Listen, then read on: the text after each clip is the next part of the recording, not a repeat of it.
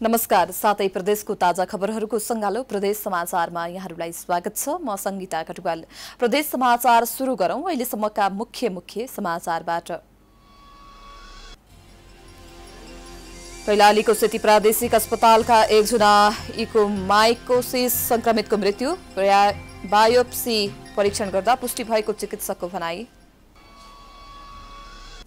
बाराका विभिन्न खोलाहरूमा मापदण्ड विपरीत ढुङ्गा, गिटी र बालुवाको उत्खनन जारी, खोलाले धार परिवर्तन गरी खेतीयोग्य जमिन कटान गर्ने चिन्ता। बाँकेमा उत्पादित तरकारीले बजार नपाएपछि किसानहरू समस्यामा, तयारी भएको तरकारी बिक्री नभएपछि बारीमै कुहिन थाल्यो।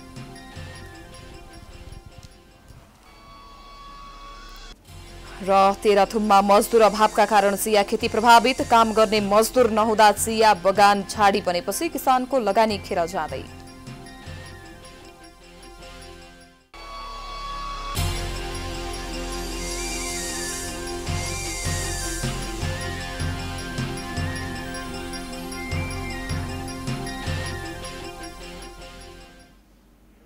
आजको प्रदेश समाचार सुरु गरौं। सुदूरपश्चिम प्रदेशको कैलालीमा म्युकोमाइकोसिसबाट एक संक्रमितको मृत्यु भएको सम्बन्धी प्रसंगबाट। कैलालीको सेती प्रादेशिक अस्पतालका एकजना म्युकोमाइकोसिस कालो ढुसीको संक्रमितको मृत्यु भएको छ। जेठ 17 गतेदेखि अस्पतालमा उपचाररत जिल्लाको बर्दगोरियाका 6, तुलसीपुरका 65 वर्षीय पुरुषको मृत्यु भएको हो। म्युकोमाइकोसिस रोगको संक्रमणबाट उनको मृत्यु भएको सेती प्रादेशिक अस्पतालले जनाएको छ। कालो ढुसीबाट मृत्यु भएको सेती प्रादेशिक अस्पतालको पहिलो केस भएको अस्पतालको भनाइ छ। उनको उपचारमा संलग्न डाक्टर निशान भट्टराईका अनुसार कालो ढुसीको लक्षण देखिएपछि बायोप्सी परीक्षण गर्दा पुष्टि भएको बताउनुभयो। बिरामी हुनुहुन्थ्यो, त्यो बेला डायलाइसिस गरिराख्नु भएको थियो। यसो सुगर धेरै भएको बिरामीहरूमा चाहिँ यो कालो ढुसी अथवा म्युकोमाइकोसिसको रिस्क बढ्छ। अहिले कोरोनाको बेला भएको भएर यसमा चलाइने स्टेरोइडहरूले पनि यसको रिस्क बढाएको छ। तर उहाँमा चाहिँ सुगर र अरू मृगौलाको समस्याले गर्दाखेरि शरीरको प्रतिरोधक क्षमता कम भएर यो समस्या देखिएको हुन सक्ने सम्भावना छ। मधुमेह, क्यान्सर लगायतका बिरामीकामा यसको समस्या बढी देखिने चिकित्सकहरूले बताउनु भएको छ। यस रोगबाट बच्न आफ्नो शरीरमा रोग प्रतिरोध क्षमतालाई घट्न दिन नहुने चिकित्सकले सुझाव दिएका छन्। अबको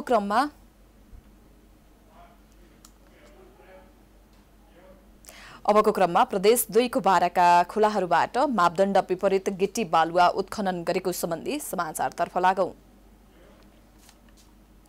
बाराका विभिन्न खोलाहरूमा मापदण्ड विपरीत ढुङ्गा, गिटी र बालुवाको उत्खनन हुँदै आएको छ।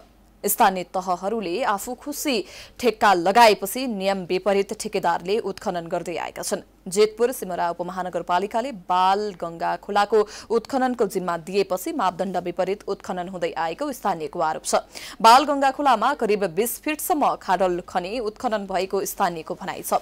मापदण्ड विपरीत उत्खनन गर्दा खोलाको सतह गहिरो भएर सिँचाइमा प्रभाव पर्ने किसानको गुनासो छ। त्यस्तै नदीजन्य वस्तु उत्खनन गर्दा खोलाले धार परिवर्तन गरी खेतीयोग्य जमिन कटान गर्ने स्थानीयको गुनासो छ। केनु धान नहीं हो कोई केनु खेते काट के ले जाता, केनु घर में पानी ढुक जाता है। ये सरकार भी कुछ हमने मदद नहीं कर सके। यहाँ जमीन बहुत बाटी है। एगो हमारे जमीन भेला से ना बहुत जनता की जमीन बा यहाँ है। बहुत जनता की जमीन भेला से बहुत क्षति पुगे था। यहाँ न कुछ कर सके नगर पालिका और न सरकार नहीं कुछ कर सके। नदी उत्खनन के रोके ना सके नहीं रोके सके। देता अपना चमचा दलाल के देता खाईता आखिया होता। यहाँ धान बाड़ी लगावल जाता, उ धान वाली कटानी हो जाता और घर बाड़ी मतलब काट लेता, घर में पानी ढुक जाता। ये स्थानीय सरकार के रोके के चाहिए। ये चीज़ के बहुत सारा समस्या होता। धान बाली पूरा दबा देता, घर के मतलब भटका देता, घर कटानी कर देता, आदमी के माल धन के क्षति हो जाता। ऐसा के समस्या बा। डुबान में भी पड़ सकता आदमी, डुबान में भी पड़ जाए बाढ़ी में। ठेकेदारले ठूला जेसीबीहरूको प्रयोग गरेर तोकिएको मापदण्ड विपरीत ढुङ्गा, गिटी र बालुवा उत्खनन गरिरहेका छन्। मापदण्ड विपरीत उत्खनन भएको गुनासो भएपछि डिभिजन वन कार्यालय बाराले अनुगमन गरेर सम्बन्धित निकायहरूलाई सचेत गराएको छ। जीविसले गरे भए जीविसको हुन्थ्यो, जिल्ला प्रशासनले गरे भए जिल्ला प्रशासनको हुन्थ्यो। यो दायित्व त तपाईको स्थानीय त जितपुर सिमरा उपमहानगरपालिकाको हो नि त। 832 आईको व्यवस्था अनुसार निकाल्ने र निकाल्न नहुने त्यो कुरा चाहिँ चेक एन्ड ब्यालेन्स गर्नु, त्यो व्यवस्था लागू गर्नु त उसले यो मापदण्ड अनुसार काम गरे भए त हुन्थ्यो नि त। फर्स्ट डेदेखि त्यो काम भएको छैन। मैले भन्दैछु, मेरो तपाईँले चिठी हेर्नुभयो भने उहाँहरूले जुन मैले तपाईँको उहाँले मलाई एउटा बोधार दिनुभएको छ जितपुर सिमराले। खोला उत्खननका विषयमा जिल्ला समन्वय समितिका प्रमुखको नेतृत्वमा जिल्ला अनुगमन समिति भए पनि अनुगमन हुन सकेको छैन। उत्खननका कारण खोला आसपासका खेतीयोग्य जमिन र गाउँ बस्ती डुबान हुने खतरा बढेको छ। अबको पालोमा सुदूरपश्चिम प्रदेशको डोटीको पिपल्ला बजार क्षेत्रमा विद्युतका पुलहरू व्यवस्थित नहुँदा जोखिम बढेको सम्बन्धी प्रसंगतर्फ लागौं। डोटीको प्रमुख व्यापारिक केन्द्र पिपल्ला बजार क्षेत्रमा विद्युतका पुलहरू व्यवस्थित नहुँदा जोखिम बढेको छ। हावाहुरी र वर्षातका कारण बजार क्षेत्रमा भएका पुलहरू ढल्ने अवस्था हुँदा समेत विद्युत प्राधिकरणले मर्मत तथा व्यवस्थित गर्न सकेको छैन। दिपायल सिलगढी नगरपालिका 4 स्थित पिपल्ला बजारमा पुल गाडेको ठाउँबाट नाली बनाएपछि पोल ढल्ने अवस्थामा पुगेका छन्। पटक पटक विद्युत कार्यालयलाई जानकारी गराउँदा व्यवस्थापनमा चासो नदिएको स्थानीयको गुनासो छ। नाली निर्माणका कारण पोल ढल्ने खतरा बढेको भन्दै विद्युतका कर्मचारीलाई जानकारी गराउँदा समेत व्यवस्था गरेको स्थानीयको भनाइ छ। पोल ढलेको खण्डमा बजारमा विद्युत सर्ट भई आगलागी हुने सम्भावना बढेको भन्दै स्थानीय त्रसित भएका छन्। तर विद्युत कार्यालय दिपायल केन्द्रका सहायक प्रमुख विश्वनाथ शाहले पोल छड्के देखिएर पनि नढल्ने दावी गर्नुभएको छ। पोल सार्नका लागि समेत अन्त ठाउँ नभएको शाहको भनाइ छ। यता पोल ढल्न सक्ने भन्दै स्थानीय व्यापारीहरू त्रसित भएका छन्।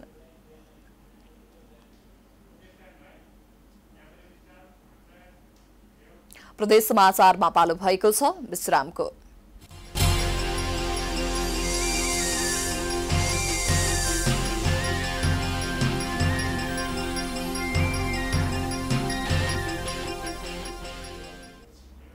विश्रामपछि स्वागत छ। अबको क्रममा लुम्बिनी प्रदेशको बाँकेमा तरकारीले बजार नपाएपछि बारीमै कुहिन थालेको सम्बन्धी समाचारतर्फ लागौं।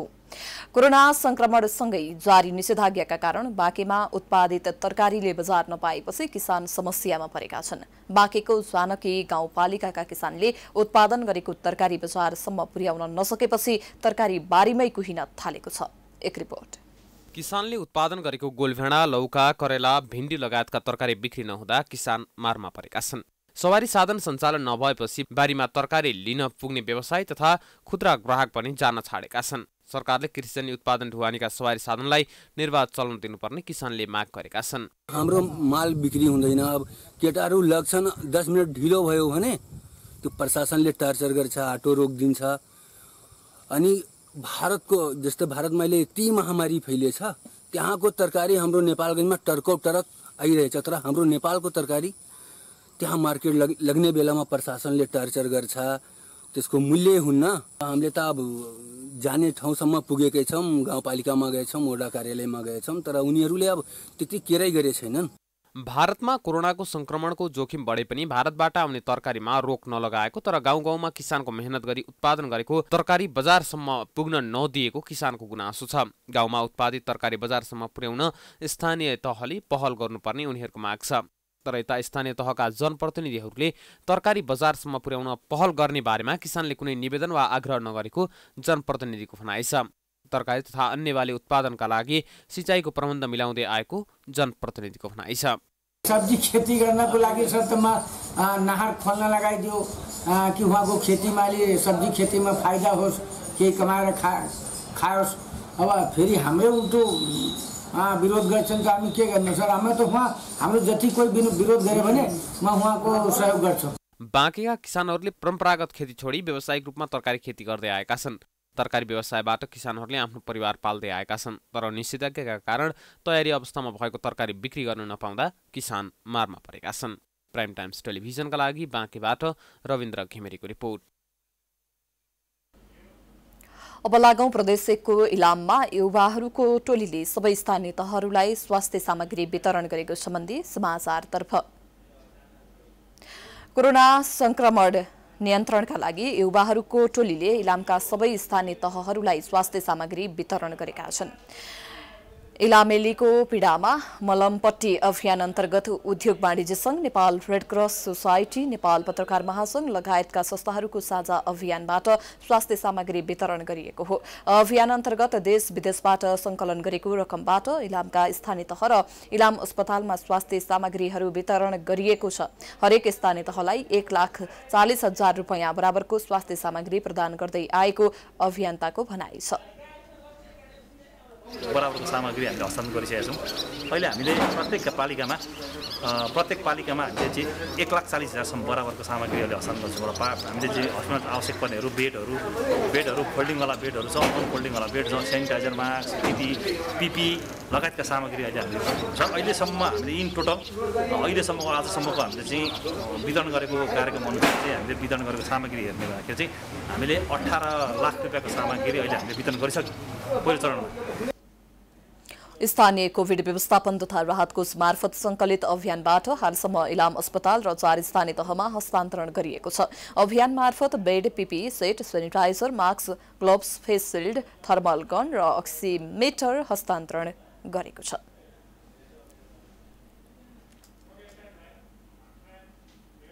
प्रदेश समाचारमा पुनः पालो भएको छ विश्रामको।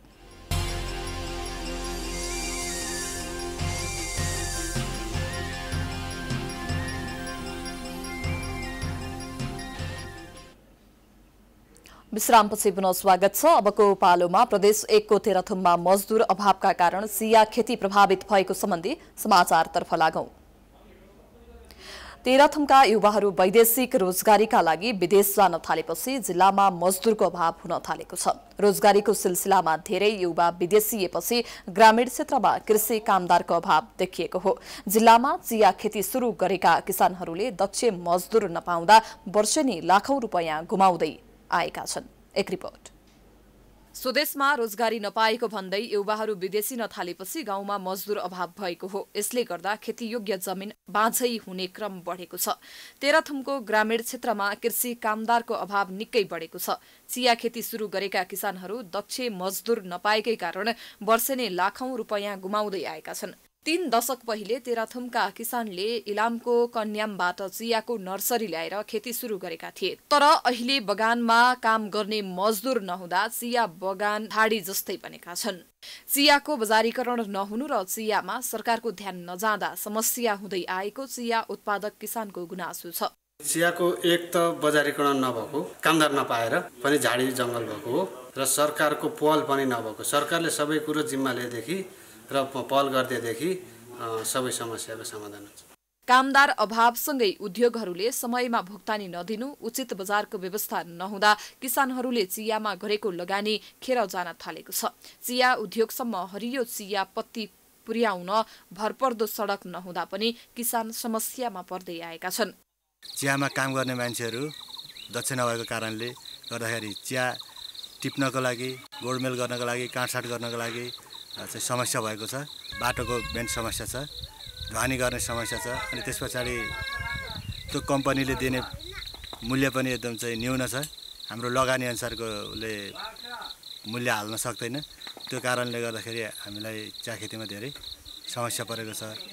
तेह्रथुममा मात्रै 3800 रोपनीमा चिया खेती हुँदै आएको छ। चिया खेतीको महत्त्व नबुझ्दा किसानहरू निरुत्साहित बनेको चिया तथा कफी विकास बोर्ड तेह्रथुमका कर्मचारीको भनाइ छ। किसानहरूलाई यो अब चिया खेतीबाट हामीलाई के प्रतिफल पाइन्छ भन्ने खालको कुराहरू चाहिँ उहाँहरूलाई अलिकति त्यो बारेमा चाहिँ बुझ्न नसकेर उहाँहरूले अलि हतोत्साही भएको अवस्था छ केही ठाउँहरूमा। तेह्रथुम जिल्लाको चाहिँ केही ठाउँमा, जस्तो अब साबिकै गाविसको कुरा गर्ने हो भने तपाईँको यो म्याङुङभन्दा पूर्वका केही गाविसहरू जस्तो उतापट्टि वयारझुङ, मोराङ, सिर्जुङ, पौठाक यी क्षेत्रहरूमा चाहिँ अलिकति किसानहरू निरुत्साहित भएको अवस्था छ। सुरुवाती समयमा आफूले खानका लागि मात्र चिया रोप्दै आएका किसानले आम्दानीको राम्रो स्रोत हुने भएपछि खेती विस्तार गरेका थिए। तर पछिल्लो समय युवाहरू वैदेशिक रोजगारीमा आकर्षित भएपछि मजदुरको अभाव हुँदा चिया खेती ओझेलमा परेको छ। सरकारले चिया किसानलाई प्रोत्साहन गरी चिया उत्पादनमा जोड दिन जरुरी छ। तेह्रथुमबाट वर्षा लिम्बुको रिपोर्ट। अन्तमा प्रदेश 1 को सुनसरी स्थित इटहरी अस्पतालले उपचार सेवा विस्तार गरेको सम्बन्धी समाचारतर्फ लागौं। इटहरी अस्पतालले कोभिडका बिरामीको उपचारका साथै आकस्मिक तथा जनरल सेवा समेत सञ्चालन गर्दै आएको छ। अस्पतालले संक्रमितहरूलाई छुट्टै राखेर उपचार गर्नेदेखि लिएर आकस्मिक सेवा, गर्भवती सेवा, गर्भपतन सेवा सहित जनरल ओपीडी सेवा समेत सञ्चालन गर्दै आएको छ। कोरोना नियन्त्रणका लागि इटहरी अस्पतालले विभिन्न कार्यक्रमहरू समेत गर्दै आएको छ। कोभिडका बिरामीमा कोभिड नेगेटिभ देखिए पनि कतिपय अवस्थामा अन्य समस्या देखा पर्ने भन्दै सबैलाई सचेत रहन चिकित्सकले सुझाव दिएका छन्। कोभिड निमोनिया भयो कि भन्ने एउटा चाहिँ शङ्का उत्पन्न हुन्छ र ज्वरो आइसकेर फेरि तपाईँको नर्मल भइसकेर फेरि रिपिट ज्वरो आयो भने चाहिँ तपाईँको फेरि अरू निमोनिया दोस्रो सङ्क्रमण भयो कि भन्ने कुरो चाहिँ त्यतातिर सोच जान्छ। र अर्को प्रश्न चाहिँ उहाँले चाहिँ अब पोस्ट कोभिडको जुन कुरो गर्नुभयो, पोस्ट कोभिडमा चाहिँ हुनसक्ने तपाईँको श्वास प्रश्वासमा समस्या हुने, अर्को भनेको चाहिँ फेरि रिपिट ज्वरो आउने होइन, हात जोड्ने दुख्ने, अथवा चाहिँ यो हाम्रो टेस्ट जुन छ टेस्ट चाहिँ केही लामो समयसम्म 2 हप्ता 3 हप्ता चाहिँ नआउने समस्याहरू हुन्छ। यिनीहरू भनेको सामान्य हो र बिस्तारै बिस्तारै रिकभर हुँदै जाँदाखेरि चाहिँ तपाईँको यिनीहरू पनि रिकभर हुन्छ। कोरोना कहर जारी रहेको समयमा होम आइसोलेसनमा बस्नेहरूले स्वास्थ्य सुरक्षा मापदण्ड अनुसार बस्नुपर्नेमा अस्पतालले परामर्श गर्दै आएको छ।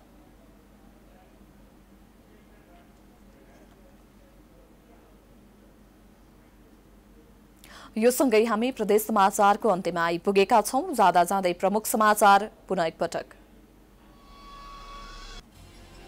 कैलालीको सेती प्रादेशिक अस्पतालका 1 जना म्युकोमाइकोसिस संक्रमितको मृत्यु, बायोप्सी परीक्षण गर्दा पुष्टि भएको चिकित्सकको भनाई। बाराका विभिन्न खोलाहरूमा मापदण्ड विपरीत ढुङ्गा, गिटी र बालुवाको उत्खनन जारी, खोलाले धार परिवर्तन गरी खेती योग्य जमिन कटान गर्ने चिन्ता।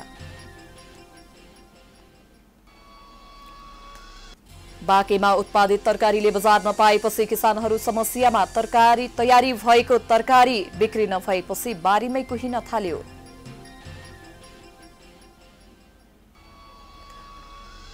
र तेह्रथुममा मजदुर अभावका कारण चिया खेती प्रभावित, काम गर्ने मजदुर नहुँदा चिया बगान झाडी बनेपछि किसानको लगानी खेर जाँदै।